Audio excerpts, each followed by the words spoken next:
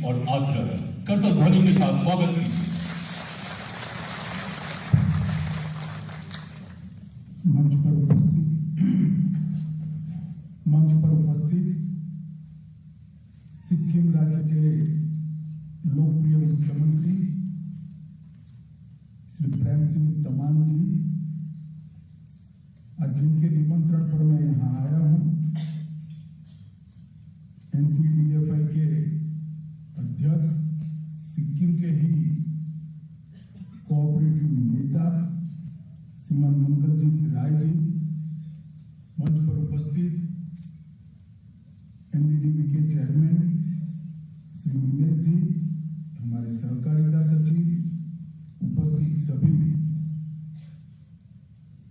सिक्किम राज्य के मंत्रीगण, सिक्किम के सरकार के अधिकारीगण और आज यहाँ पर देश भर की डेयरी से आए हुए सहकारिता को डेयरी क्षेत्र में मजबूत करने के लिए अहर्निश जो लगे रहते हैं, ऐसे सभी मेरे भाई बहन और आप सभी को मेरा नमस्कार कर मैं मेरी बात की शुरुआत करना चाहता हूं। मित्रों, आज इस सम्मेलन ने मुझे मौका दिया है कि देश के सबसे खूबसूरत राज्य में फिर से एक बार आकर मैं आप सभी को देश के दूर सुदूर पश्चिमी क्षेत्र के सागर किनारे के राज्य गुजरात से आता हूं। मैं आपको गुजरात की ओर से एक बात बताना चाहता हूं। जब कभी भी गुजरात में सिक्किम का नाम लिया जाता है, बड़ी गर्मजोशी, प्यार और सम्मान के साथ समग्र देश हिमालयन राज्य भारत का हिस्सा है और हिमालयन राज्य अपनी सारी कठिनाइयों को पार करते हुए, सारी कठिनाइयों के बावजूद समृद्ध और संपन्न बने, ऐसा समग्र देश की भावना होती है। मैं जब दिल्ली से आया हूं तो मेरी ये भावना को मैं सिक्किम के सभी भाइयों बहनों के साथ साझा करना चाहता हूं और उनको देश भर की ओर से बहुत प्यार और शुभकामनाएं भी देना चाहता हूं। हिमालयी राज्य में 15 साल पहले कौन कल्पना कर सकता था कि देश भर की कोऑपरेटिव डेयरी की कॉन्क्लेव की यहां पर संभावना हो सकती है। आज जब भाषण में मैंने सुना 2 लाख लीटर दूध प्रतिदिन सिक्किम के अंदर हमारे छोटे छोटे किसान भाई बहन उत्पादित करते हैं, तब मन को एक प्रकार की शांति और आनंद दोनों का अनुभूति होता है, क्योंकि दूध उत्पादन एकमात्र रास्ता है गरीबी उन्मूलन का और किसान की आय को 2 गुना करने का। और मैं आप लोगों को ये कहने के लिए आया हूं कि सहकारिता मंत्रालय और NDDB ने हर पंचायत के अंदर एक मल्टीपर्पज पैक्स की जो योजना बनाई, जो पैक्स डेयरी भी होगी, जो पैक्स FPO भी होगा, जो पैक्स कृषि धिराण का काम भी करेगा, जो पैक्स गैस उत्पादन कर इसका वितरण का भी काम करेगा, जो पैक्स LPG का भी वितरण करेगा, जहां जरूरत है वहां पेट्रोल पंप भी चलाएगा, वो पैक्स भंडारण की भी व्यवस्था करेगा, स्टोरेज की भी व्यवस्था करेगा और वही पैक्स मार्केटिंग की व्यवस्था करेगा और गांव में PCO के माध्यम से आपके सिक्किम के पहाड़ी गांव को पूरी दुनिया के साथ जोड़ने का भी काम करेगा। इस प्रकार के मल्टीपर्पज मल्टी डायमेंशनल पैक्स की योजना भारत सरकार के सहकारिता विभाग ने बनाई। मित्रों, इतने सालों से देश में एक बहुत बड़ी मांग कि सहकारिता क्षेत्र के माध्यम से इस देश के गरीबी उन्मूलन का काम किया जाए। सहकारिता क्षेत्र के माध्यम से इस देश के किसानों को एम्पावर किया जाए।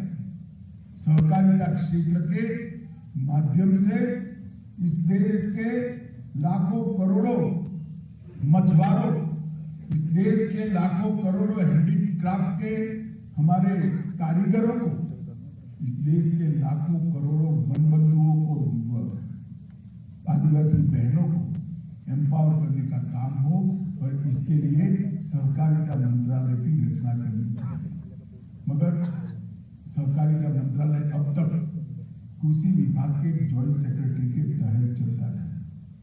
मैं मोदी जी का धन्यवाद करना चाहता हूं कि देश के इस सहकारी आंदोलन की 70 साल पुरानी मांग को उन्होंने पूरा कर एक फुल फ्लेज कोऑपरेटिव। मैं ऐसे राज्य से आता हूं जिस राज्य में कोऑपरेटिव गुजरात के जीडीपी का एक बहुत मजबूत स्तंभ है। गुजरात के अंदर बाकी सारा छोड़ दीजिए, पैक्स, ईपीएमसी, हमारी मार्केटिंग फेडरेशन, ये सब छोड़ दीजिए, चीनी मिलें भी बहुत है। सिर्फ और सिर्फ मैं डेयरी की बात करता हूं। अमूल फेडरेशन के माध्यम से गुजरात की 36 लाख महिलाओं को 56,000 करोड़ रुपए की इनकम होती है सालाना। 56,000 करोड़। मैं सिक्किम में ये बात इसलिए बताना चाहता था कि कितनी संभावना पड़ी है, कितना पोटेंशियल पड़ा है इस क्षेत्र के अंदर, ये हमें मालूम होना चाहिए। और पूर्व का स्विट्जरलैंड कहने जाने वाला ये हमारा सिक्किम राज्य सिर्फ खूबसूरती के लिए न जाना जाए, हर गांव को समृद्ध कर, हर गांव को सुखी कर एक समृद्ध राज्य के रूप में जाना जाए, इस दिशा में हमें जाना है। मित्रों, भारत के सामाजिक और आर्थिक विकास में सालों से पशुपालन की बहुत महत्वपूर्ण भूमिका रही है। एक जमाने में कहा जाता था कि ये देश ऐसा था जहां घी और दूध की नदियां बहती थी। पशुपालन हमारे देश में बहुत महत्वपूर्ण उद्योग के रूप में प्रस्तावित हुआ करता था। मगर गुलामी का कालखंड आया, आजादी के बाद भी किसी ने ध्यान नहीं दिया। ये महत्वपूर्ण उपक्रम को धीरे धीरे धीरे धीरे धीरे नेस्त नाबूद कर। आज श्वेत क्रांति की शुरुआत के बाद एक ऐसा इंफ्रास्ट्रक्चर, एक ऐसा नींव बनकर तैयार है। हम लोगों का सौभाग्य है कि त्रिभुवन भाई पटेल से लेकर अनेक कोऑपरेटिव लीडर ने इस नींव को डालने का काम किया है। 40 साल से इस नींव को मजबूत करने का काम किया है। मगर अब समय आ गया है कि मजबूत नींव पर एक भव्य इमारत बनाकर डेयरी को 1-2 राज्य नहीं, हर पंचायत के अंदर किसान की समृद्धि का माध्यम बनाया है। मित्रों, और कोई भी उपक्रम कर लीजिए, इससे 1 या 2 उद्देश्य सिद्ध होते हैं। मगर डेयरी एक ऐसा उपक्रम है जिसके माध्यम से अनेक उद्देश्य सिद्ध होते हैं। डेयरी बनाने के साथ ही आप हजारों करोड़ों बच्चों के पोषण की व्यवस्था करते हैं, न्यूट्रिशन की व्यवस्था करते हैं। क्योंकि हमारा दूध का उत्पादन आज भी पर हेड दुनिया में संतोषजनक स्थिति पर हम नहीं, जब तक इसको नहीं बढ़ाते हैं, इतने बड़े देश में न्यूट्रिशन के प्रॉब्लम है।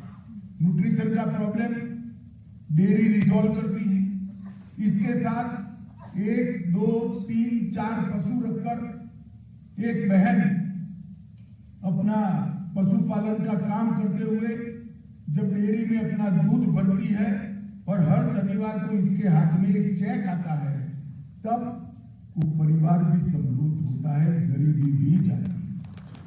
तो पोषण के लिए काम होता है, गरीबी के लिए काम होता है, और महिला सशक्तिकरण करने वाले सारे एनजीओ है, उनको मैं कहना चाहता हूं कि आपका फोकस जरा डेयरी पर कर दीजिए, क्योंकि डेयरी से बड़ा महिला सशक्तिकरण का काम हो ही नहीं।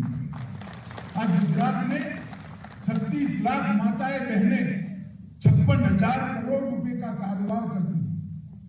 मैं गुजरात के कार्यक्रम में गया था, अमूल का कार्यक्रम था, चेयरमैन साहब बैठे हैं अमूल के, एक माई को मंच पर लेकर आए, हवाई चप्पल पहनी थी, सिग्नेचर करना आता नहीं था, अंगूठा लगाती थी। मैंने कहा माई कितने का चेक आज मिलने वाला है तुझे? उसने कहा 1,36,00,000। 1,36,00,000 रुपया एक महिला जिसको अंगूठा लगाना पड़ता है, उसको चेक मेरे हाथ से दिया है। मैंने हमारे सचिव को कहा है कि फोटो को सहकारिता मंत्रालय में लगाना, जिससे जो भी सहकारिता मंत्रालय में आता है उसको सहकारिता का एक चमत्कार दिखा है। तो महिलाओं का सशक्तिकरण भी हो, इसके साथ जो गैस उत्पादन होता है वो पर्यावरण की मदद करता है, जो गोबर उत्पादन करता है वो प्राकृतिक खेती में मदद में आता है, और हमारी प्राकृतिक खेती व्यक्ति के स्वास्थ्य को भी सुधार सकती है। अब मुझे बताइए भाई, एक ही काम करने से 8 काम अगर एक साथ होते हैं तो करना चाहिए या नहीं करना चाहिए? जरा जोर से बोलो। मगर ये 8 काम तभी हो सकते हैं कि डेयरी की व्यवस्था कोऑपरेटिव हो, प्राइवेट ना हो। क्योंकि प्राइवेट होगी तो माई को बेचारे को कुछ रुपया मिल जाएगा और कुछ नहीं। अगर कोऑपरेटिव व्यवस्था होगी तो जितना मुनाफा आता है वो सीधा वो महिला के बैंक अकाउंट में जमा हो जाएगा, और मुनाफे की मालिक वो गरीब महिला, तो उद्योगपति नहीं। अगर कोऑपरेटिव व्यवस्था है तो पशुपालक को अपने पशुधन को संभालने के लिए किसी भी डॉक्टर की जरूरत नहीं, रसी देनी है किसी भी डॉक्टर की जरूरत नहीं, कृत्रिम वीर्यदान करना है किसी भी डॉक्टर की जरूरत नहीं, पशु के लिए पोषणक्षम आहार लाना है किसी भी प्राइवेट व्यक्ति के द्वारा। कोऑपरेटिव सेक्टर के अंदर पशु के आरोग्य का, पशु के खान पान का, उसके वैक्सीनेशन का और सारी प्रकार की व्यवस्था, वीर्यदान की भी, ये सारी व्यवस्था डेयरी। जब अनपढ़ व्यक्ति पशुपालन का काम करता है तब ये सारी बारीकी पशुपालन के साथ जुड़ी हुई वो कर नहीं सकता। मगर वो अनपढ़ व्यक्ति, गरीब व्यक्ति डेयरी के साथ जुड़ जाता है तो सारी चिंताएं उसको करने की ही जरूरत नहीं है, चाहे गाय है या भैंस है, उसकी रख रखाव की चिंता पूरी की पूरी कोऑपरेटिव डेयरी करती है। मित्रों, इसलिए नरेंद्र मोदी सरकार ने तय किया है कि अभी 65,000 के आसपास एक्टिव पैक्स है। हमने तय किया है कि देश की हर पंचायत हम 5 साल के अंदर एक पैक्स भी बनाएंगे और एक डेयरी भी बनाएंगे। और आज मैं आपको कहने आया हूं, इसका सबसे बड़ा अगर फायदा होना है तो देश के पूर्वी और पूर्वोत्तर मतलब नॉर्थ ईस्ट क्षेत्र को होने वाला है, क्योंकि सबसे कम पैक्स यहाँ पर रजिस्टर है, सबसे कम डेयरी यहाँ पर। अगर पूर्व और पूर्वोत्तर में पूरा पंचायत के अंदर एक डेयरी, एक ग्रामीण कक्षा की मल्टीपर्पज पैक्स को खोल देते हैं जो डेयरी भी होगी, तो पूर्व और पूर्वोत्तर की समृद्धि लाने से कोई नहीं हो सकता। आज तक आजादी के 75 साल में जब तक मोदी जी प्रधानमंत्री नहीं बने तब तक पूर्वोत्तर को एक पर्यटन स्थल माना गया है। मैं कोई राजनीतिक बात करना नहीं चाहता, वास्तविक बात करना चाहता। मैं तो 2014 में भी आया हूं और 22 तक लगातार आता रहा। पूर्वोत्तर का असली विकास अगर शुरू हुआ है तो नरेंद्र मोदी जी के प्रधानमंत्री बनने के बाद। पूर्वोत्तर के हर राज्य में एयरपोर्ट, पूर्वोत्तर के हर राज्य में जहां संभव है वहां रेल से जुड़ा, पूर्वोत्तर के हर राज्यों में नया नेशनल हाईवे का नेटवर्क, पूर्वोत्तर के हर राज्य में सिंचाई की व्यवस्था और पूर्वोत्तर के हर राज्यों में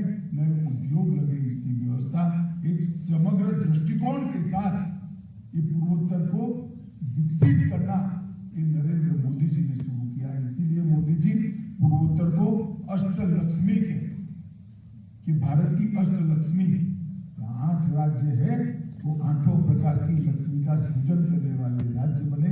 उस लक्ष्य के साथ आज मैं एनडीडीबी और एनसीडीएफआई की भूमिका को भी इस विभाग के मंत्री के रूप में बहुत बहुत साधुवाद देना चाहता हूँ, क्योंकि जब अमूल मॉडल बन रहा है, वो एक कुछ कोऑपरेटिव लीडर्स ने बनकर बनाया और गुजरात के गांव-गांव तक पहुंचा, परंतु ये विचार, ये सक्सेस स्टोरी देश के गांव-गांव तक कैसे पहुंचे, इसके लिए एनडीडीबी की स्थापना की थी। और आज मुझे कहते हुए बड़ा हर्ष है, मैंने इनका प्रेजेंटेशन देखा है, इनका प्लानिंग भी देखा है, प्रस्तुतिकरण को ध्यान से देखा है। मैं आप लोगों को विश्वास के साथ कहता हूँ 5 साल में हर पंचायत तक एनडीडीबी की प्रेजेंस पहुंच जाएगी, मार्केटिंग की भी व्यवस्था होगी, प्रोसेसिंग की भी होगी और और इसके साथ साथ एनसीडीएफआई ने भी एक कोऑपरेटिव संघ के रूप में बहुत बड़ी ताकत के साथ विकास के, डेयरी विकास के इस काम को आगे बढ़ाया है। मित्रों, हमने डेयरी क्षेत्र की बात करते हैं तो हमारी स्ट्रेंथ, वीकनेस, अपॉर्चुनिटी और थ्रेट, ये सभी को समझना चाहिए। जहां तक स्ट्रेंथ का सवाल है, हमारे पास भूमिहीन छोटे किसान आज भी 1 से 3 मवेशी को पालते हैं, वो हमारी स्ट्रेंथ है। ये देश के कई ऐसे राज्य हैं जहां पानी की कमी नहीं है। हमारा पूर्वोत्तर, यहां पानी की कमी नहीं है, घास चारा आराम से मिल सकता है, मगर हमने इसको आगे बढ़ाया है। दूध उत्पादन का मूल्य एक बहुत बड़े बेस पर पहुंच गया है। लगभग 9.3 लाख करोड़ रुपया का दूध का उत्पादन भारत करता है। 9.3 लाख करोड़, 9,30,000 करोड़। अनाज, दलहन, गन्ना, ये तीनों का अगर उत्पादन जोड़ दे तो 9,30,000 करोड़ नहीं होता है। तो इतनी बड़ी समृद्ध विरासत डेयरी क्षेत्र में हमें मिली और 5 दशकों में ऑपरेशन फ्लड के तहत, श्वेत क्रांति के तहत इसको स्प्रेड करने का, इसको आगे बढ़ाने का काम भी बहुत अच्छा हुआ है और कोऑपरेटिव सेक्टर के माध्यम से हुआ है। ये हमारी सबसे बड़ी स्ट्रेंथ है। और आज हमारे सामने ये लक्ष्य है कि भारत के 2 करोड़ पशुपालक हैं, वो 2 करोड़ पशुपालकों को 7 करोड़ तक पहुंचाना और सभी को कोऑपरेटिव की चेन के अंदर समाहित करना। अगर ये कर लेते हैं तो इस देश के अंदर महिला सशक्तिकरण और गरीबी उन्मूलन, ये देश दोनों के लिए हमें बहुत बड़ा फायदा होगा। हमारी वीकनेस को भी हमें देखना पड़ेगा। हमारे दूध देने वाले पशुओं की उत्पादकता बहुत कम है। विश्व की कंपैरिजन हम बहुत नीचे हैं। भारत सरकार ने इसके लिए कई नई योजनाएं लाई, इसकी डिटेल में आज जाना नहीं चाहता, परंतु कई नई योजनाएं लाई और अच्छी नस्ल के संवर्धन के लिए और अच्छी नस्ल के प्रसार के लिए भी भारत सरकार खूब बड़ा काम करने वाला है। और इसके माध्यम से हमारी वीकनेस को हम एड्रेस करेंगे। दूसरी हमारी वीकनेस है जो मेरे डिपार्टमेंट ने एड्रेस करनी है कि लगभग 70% दूध असंगठित रूप से मार्केट में जाता है। जब दूध असंगठित रूप से मार्केट में जाता है तो किसान का उसका उचित मूल्य नहीं मिलता है। हमारे लिए ये वीकनेस है, चैलेंज भी है कि 70% जो दूध असंगठित मार्केट में जाता है उसको बढ़ाकर, कम कर 20% तक ले जाना। सहकारिता विभाग ने इसका लक्ष्यांक भी तय किया है। एनडीडीबी और कोऑपरेटिव डेयरीज को साथ में रखकर हम इसको आगे बढ़ाएंगे। अपॉर्चुनिटी बहुत बड़ी है, 130 करोड़ का हमारा मार्केट है। हमारे आसपास के देशों में दूध के उत्पाद जो है वो स्विट्जरलैंड, नीदरलैंड और ऑस्ट्रेलिया से आते हैं। इनकी ट्रांसपोर्ट कॉस्ट बहुत बड़ी है, चाहे नेपाल हो, चाहे भूटान हो, चाहे बांग्लादेश हो, चाहे लंका हो, हर जगह पे दूध पहुंचाने के लिए हमारे पास बहुत बड़ी विश्व के बाजार को एक्सप्लोर करने के लिए अब हम एक मल्टी स्टेट कोऑपरेटिव जो एक्सपोर्ट हाउस के रूप में काम करेगी वो भी स्थापना कर रहे हैं, जो हमारी कोऑपरेटिव डेयरी के दूध उत्पाद को विश्व भर के अंदर एक्सपोर्ट कर मुनाफा किसान को पहुंचाने का काम करेगा। मित्रों, ये हमारे सामने जो अपॉर्चुनिटी है, घरेलू डेयरी बाजार जो है ये 13 लाख करोड़ रुपए का है। अब 2027 तक एक असेसमेंट के माध्यम से मैंने आईआईएम के कुछ लड़कों को लगाया, उन्होंने अपना अभ्यास पेपर स्टडी पेपर मुझे दिया है। 2027 तक 13 लाख से बढ़कर ये 30 लाख करोड़ का मार्केट हो सकता है। इतना पोटेंशियल सिर्फ बताना। मैं बात इसलिए कहता हूं कि कई जगह चर्चा होती है तो डेयरी के संचालक कहते हैं भाई बढ़ा कर क्या करेंगे, कहां बेचेंगे। हमारे मार्केटिंग के एफर्ट्स ठीक नहीं है, इसकी दिशा सही नहीं है, इसके अंदर मेहनत परिश्रम की कमी है। एफर्ट्स बढ़ाना होगा, परिश्रम बढ़ाना होगा और दिशा ठीक करनी होगी। मार्केट बहुत सिर्फ 30 लाख करोड़ रुपए का बाजार भारत के अंदर 130 करोड़ लोगों के अंदर पड़ा है। ये बहुत बड़ी अपॉर्चुनिटी है और थ्रेट भी है। विदेशी कंपनियां आएगी तो क्या होगी, इसको कोई नहीं रोक सकता। कोई सरकार इससे आपको प्रोटेक्शन नहीं देगी, इतना जो पड़ेगी करेंगे। मगर मेरा आज कोऑपरेटिव सेक्टर से आह्वान है कि हम ही इतने मजबूत हो जाए कि विदेशी कंपनी यहां आने की हिम्मत ही न करे, उनकी जगह ही हम पर निर्भर करता है। मित्रों, मैं उत्तर पूर्व में आया हूं। उत्तर पूर्व का दूध उत्पादन में योगदान अभी 12%। 5 साल में इस 12% को बढ़ाकर 20% करना है। देश में 100 लीटर अगर दूध उत्पाद होता है तो 20% मेरे उत्तर पूर्व से बने। इस प्रकार की व्यवस्था हमने आगे खड़ी करनी है। आज डेयरी क्षेत्र में कोऑपरेटिव बड़ी मजबूत है। 22 राज्य संघ है, 231 जिला दूध संघ है, 28 मार्केटिंग की कंपनी है और 21 दूध उत्पादक कंपनियां कोऑपरेटिव बेसिस पर काम कर रही है। एक मजबूत इंफ्रास्ट्रक्चर हमारा बना हुआ है। आने वाले दिनों में हमने इसको आगे बढ़ाना है। मित्रों, डेयरी कोऑपरेटिव का आधुनिकीकरण, पारदर्शिता, उसका संपूर्ण कॉम्प्यूटरीकरण और हर गांव में हार्डवेयर और सॉफ्टवेयर की उपलब्धि, फैट नापने की मशीन की उपलब्धि, जिससे किसानों का शोषण न हो। ये सारी बातों को नीचे तक पहुंचाने के लिए कोऑपरेटिव मंत्रालय आगे बढ़ रहा है। भारत सरकार ने अनेक प्रकार की पशुपालन के लिए योजनाएं करी है।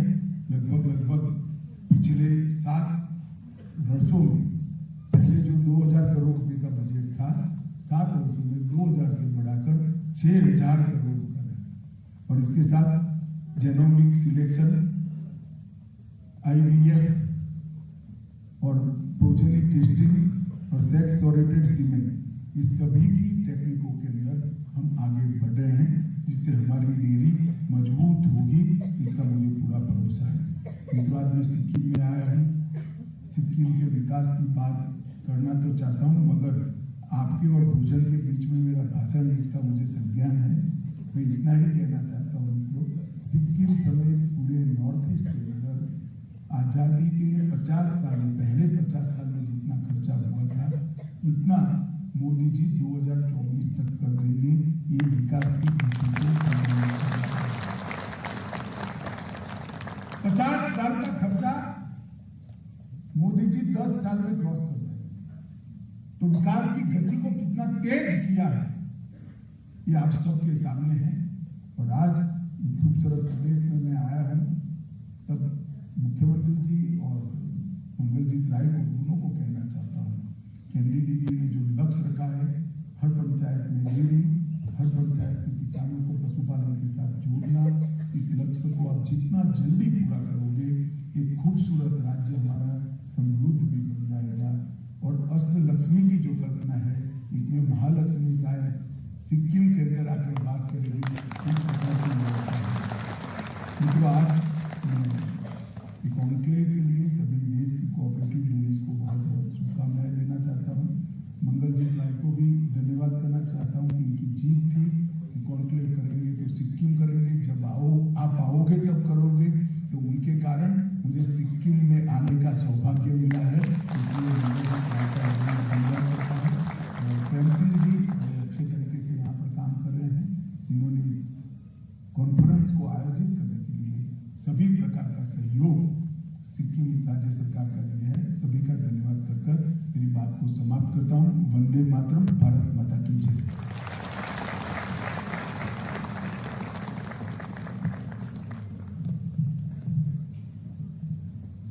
ऊर्जावान, प्रेरणा और प्रोत्साहन से पूर्ण आशीष वचन